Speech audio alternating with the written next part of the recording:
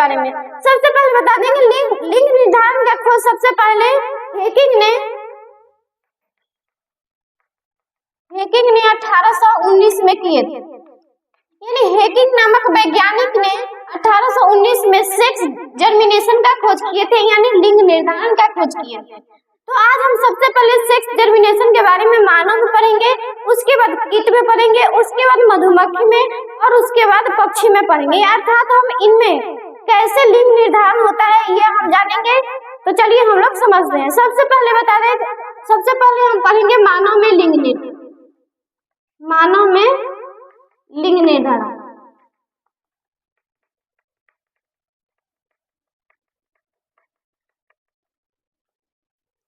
सबसे पहले बता दें, मानव में जो गुणसूत्र होता है 46 होता है, यानी 23 जोड़ा होता है। तो इसमें जो होता है 23 जोड़ा होता है, यानी 46 गुणसूत्र होता है, यानी 46 गुणसूत्र होता है।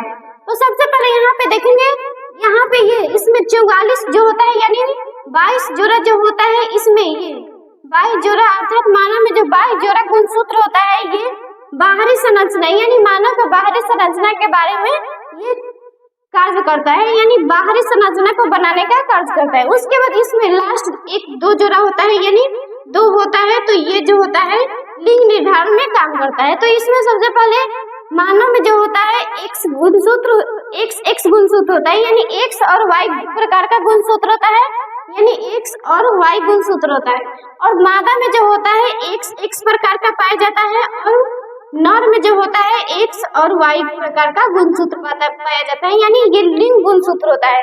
और ये जो होता है 22 जोड़ा जो होता है, ये अलिंग गुणसूत्र होता है। तो सबसे पहले यहाँ पे जानेंगे कि यहाँ पे ये जो होता है XX, यानी ये जो होता है मादा में होता है, यानी फीमेल में होता है, और ये जो होता है मेल में होता है। तो ये जब जुड़ते हैं, यानी XX यानी X, तो सबसे पहले यहाँ पे हम फिगर से समझेंगे। जैसे में यहाँ पे XX और यहाँ पे XY, यानी ये फीमेल का है और ये मेल का है।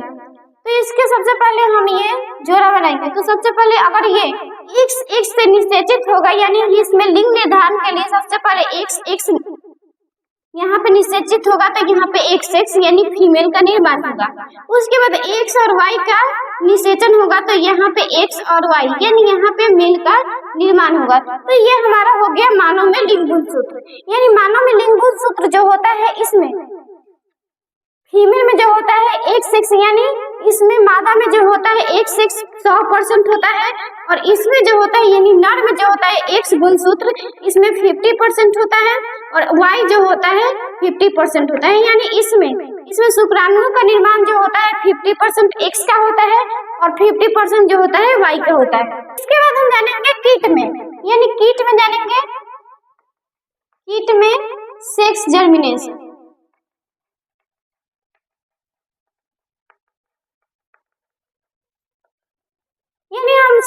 यानी हम कीट में यानी जानेंगे। तो सबसे पहले यहाँ पे देखेंगे कीट, यानी यहाँ पे लिख देंगे नर कीट और यहाँ पे मादा कीट। यहाँ पे नर कीट में X हो गया और मादा कीट में XX हो गया।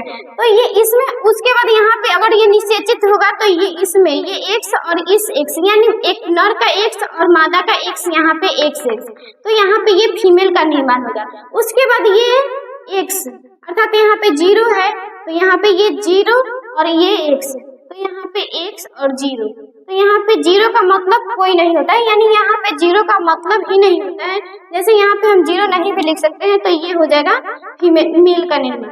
अर्थात यहाँ पे ये कीट में जो होता है ऐसे ही लिंग निर्धारण होता है, जैसे नर कीट में होता है X, केवल X होता है, और मादा में जो होता है XX होता है। तो ये जब निषेचित होते हैं, तो ये नर का एक X और मादा का XX जो होता है 2 X होकर, और ये फीमेल का निर्माण करता है, और इसमें का X यानी 0 जो होता है इसमें का, और इसमें का X जो होता है ये मेल का निर्माण करता है। तो ये हो गया हमारा कीट में सेक्स जर्मिनेशन। उसके बाद हम जानेंगे पक्षी में। तो सबसे पहले बता दें, पक्षी में जो होता है यहाँ पे नर पक्षी और मादा पक्षी।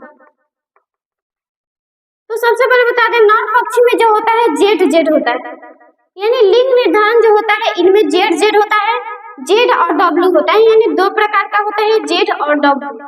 तो ये नर में जो होता है जेड जेड केवल होता है और मादा में जो होता है जेड डब्ल्यू होता है। तो सबसे पहले यहाँ पे ये निषेचित होगा तो जेड इसका यानी नर का एक जेड और ये मादा का एक जेड, तो यहाँ पे ये हो जाएगा नर का निर्माण हो जाएगा। उसके बाद यहाँ पे ये इसका यानी नर का एक जेड और मादा का एक डब्ल्यू, यहाँ पे ये निषेचित होगा तो यहाँ पे ये मादा का निर्माण, यानी यहाँ पे जेड जेड हो गया और यहाँ पे जेड डब्ल्यू। तो इसमें होता है यानी ये पक्षी में लिंग निर्धारण होता है, यानी सभी पक्षी में, अर्थात इस संसार में जितने भी पक्षी है ऐसे ही लिंग निर्धारण होता है सभी पक्षियों में। तो सबसे पहले यहाँ पे बता दें नर में जो होता है जेड जेड होता है, मादा में जेड डब्ल्यू होता है, और नर का एक जेड और मादा का एक जेड जब निषेचित होता है तो जेड जेड यानी नर का निर्माण होता है, यानी मेल का निर्माण होता है। उसके बाद नर का जेड और मादा का डब्ल्यू जो निषेचित होता है तो फीमेल का निर्माण होता है। उसके बाद हम मधुमक्खी में लिंग निर्धारण के बारे में पढ़ेंगे, तो चलिए हम लोग समझते हैं। सबसे पहले बता देंगे मधुमक्खी में का जो छत्ता होता है, यानी मधुमक्खी का जो छत्ता होता है उसमें तीन प्रकार का मधुमक्खी पाया जाता है। जैसे में एक होता है रानी मधुमक्खी, रानी बी, उसके बाद श्रमिक मधुमक्खी, श्रमिक मधुमक्खी, उसके बाद नर मधुमक्खी।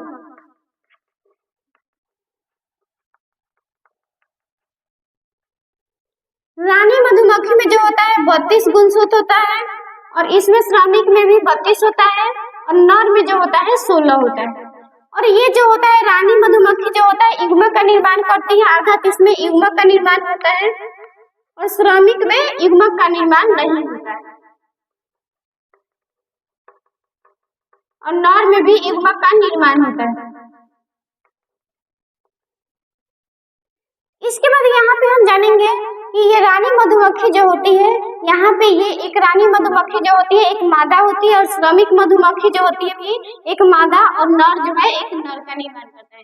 उसके बाद यहाँ पे जानेंगे रानी मधुमक्खी जो होती है इसका कार्य केवल अंडे का निर्माण होता है, यानी अंडे केवल देना जो होता है रानी मधुमक्खी का करना होता है। उसके बाद श्रमिक मधुमक्खी का काम जो होता है शहद बनाने का काम करती है और छत्ते बनाने का भी काम करती है ये श्रमिक मधुमक्खी। उसके बाद ये नर मधुमक्खी जो होता है ये निषेचन करता है, अर्थात ये रानी मधुमक्खी से ये निषेचन करता है तो ये मादा मधुमक्खी का निर्माण करता है, यानी रानी मधुमक्खी का निर्माण करता है। तो सबसे पहले यहाँ पे देखेंगे इसमें 32 है, तो इसमें 32 है तो इसमें अर्धसूत्री के विभाजन से यानी अर्धसूत्री से 16 गुणसूत्र अर्थात इसमें अर्धसूत्री विभाजन होता है। और ये श्रमिक मधुमक्खी में कुछ नहीं होता है क्योंकि इसमें युग्मक का निर्माण ही नहीं होता है। उसके बाद नर मधुमक्खी में जो होता है इसमें समसूत्री विभाजन होता है, इसमें समसूत्री विभाजन होता है तो इसके 16 और ये 16, तो ये हो गया। उसके बाद यहाँ पे हम निषेचित करवाएंगे। तो सबसे पहले यहाँ पे ये इससे तो यहाँ पे 16 हो गया, यानी इसका 16 यानी रानी मधुमक्खी का 16 युग्मक और नर मधुमक्खी का 16 युग्मक, यहाँ पे 32 युग्मक हो गया और ये हो जाएगा मादा का निर्माण। उसके बाद यहाँ पे इस 16 और ये 16 फिर यहाँ पे हो जाएगा मादा का निर्माण यानी फीमेल का निर्माण, क्योंकि ये 16 रानी मधुमक्खी का और नर मधुमक्खी का 16 यानी ये भी 32 हो गया। उसके बाद यहाँ पे ये नर मधुमक्खी का जो होता है यहाँ पे खत्म हो जाता है एक बार, क्योंकि इसमें अर्धसूत्री विभाजन नहीं होता है। इसके बाद यहाँ पे ये 16 बचता है यानी रानी मधुमक्खी का 16 बचता है, तो ये जो होता है यहाँ पे अनिषेक जनन के द्वारा यहाँ पे नर मधुमक्खी का निर्माण कर लेती है। यहाँ पे 16 और यहाँ पे 16, तो ये एक नर और ये नर, अर्थात यहाँ पे ये 16 गुणसूत्र वाले नर का निर्माण हो जाता है। और ये अनिषेक जनन जो होता है यानी यहाँ पे अनिषेक जनन द्वारा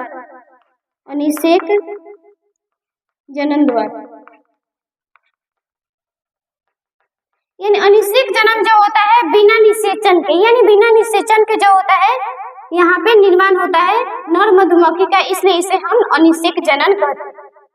तो ये हमारा हो गया सेक्स जर्मिनेशन यानी मधुमक्खी में, मानव में और कीट में और पक्षी में। प्लीज वीडियो को लाइक करें और ऐसे ही वीडियो के लिए चैनल को सब्सक्राइब करें।